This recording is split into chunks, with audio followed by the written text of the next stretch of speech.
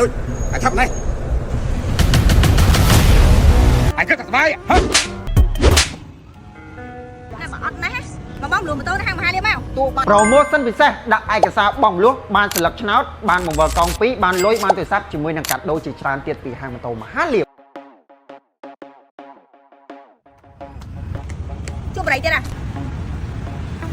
បងមិនឲ្យបងជួបបរិយមិនឲ្យបងជួបមាត់អូនស្អីជួបមាត់ស្អីប្រាប់ម៉ាក់ដងថាជួបបរិយអត់ល្អជួបបរិយអត់ល្អបងប្រាប់បងឯងណាបរិយនេះលើមនុស្សឯងបងមនុស្សនឹងជួបឲ្យល្អគឺល្អជួបអាក្រក់គឺអាក្រក់មិនខ្វល់ច្រើនទេបានតែជួបបរិយចឹងទៀតណាបាច់ឆ្លាញ់គ្នាឯងអូនឲ្យបងឯងចូលទៅវិញបាត់មានតែគេជូនបងទៅវាយហ្គេមនៅហាងកាហ្វេហ៎ណែអាយុប្រហែលនៅលេងហ្គេមទៀតឲ្យគ្រាន់តែហៅម៉ូតូជិះទៅហាងកាហ្វេមាត់មានផងតែបើអត់ណាមកបងលួម៉ូតូទៅហាងមហាលាមមក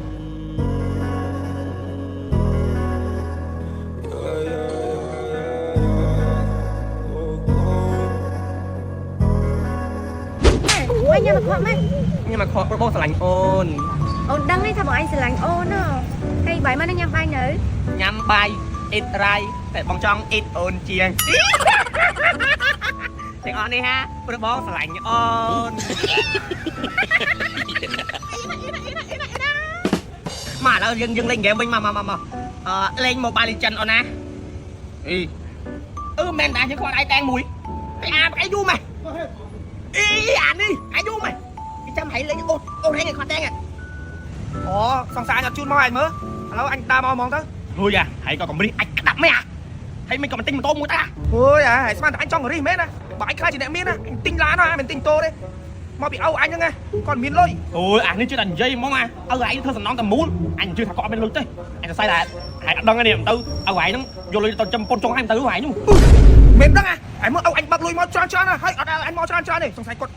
វាពន្ធចុងមានណានេះមិនទៅមិនឪអញផងឥឡូវបើគាត់មានពន្ធចុងវិញណាឯងធីមពន្ធចុងឬពន្ធដើមអានេះអញតែងាប់ឥឡូវអញកូនមកអញធីមពន្ធដើមគ្មានធីមពន្ធចុងអីទេហើយចៃធីមណាចុះធីមពន្ធចុងហ្នឹងព្រោះពន្ធចុងស្អាតជាងពន្ធដើមនេះពន្ធចុងអញដែរពន្ធដើមអញទេលេងហ្គេមចូលមកចូលហើយបងអញដូចឆាប់ណែ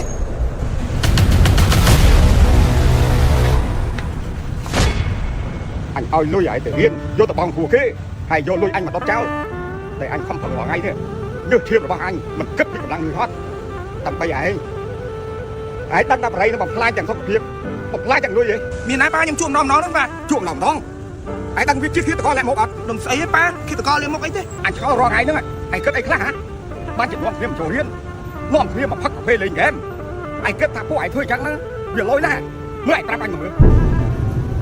បាទប៉ាខ្ញុំដឹងតែវាអត់ប្រយោជន៍ប៉ុន្តែពេលយើងលេងទៅវាសុបាយប៉ាអញគិតថាសុបាយហ៎អូយប៉ាមិនបានបាយទេខ្ញុំក្តារមកគេអញ្ចឹងអញទេឲ្យឯងចាំឥឡូវឯងស្ដាប់អញអត់ថាឯងឈប់ជួបបរិយឈប់លេងហ្គេមហើយនឹងចូលរៀនវិញធ្វើជាក្មេងល្អសោះហ៎បាទប៉ាកូនសុំទោសរឿងកន្លងមកនេះកូនដឹងតែធ្វើវាខុសប៉ុន្តែកូនអត់ចូលរៀនមកពីកូនអត់មានអីជីទៅរៀនហ្នឹងណាប៉ាកូនចង់មានម៉ូតូមួយបើកូនចង់បានម៉ូតូមិនក៏ប្រាប់ប៉ា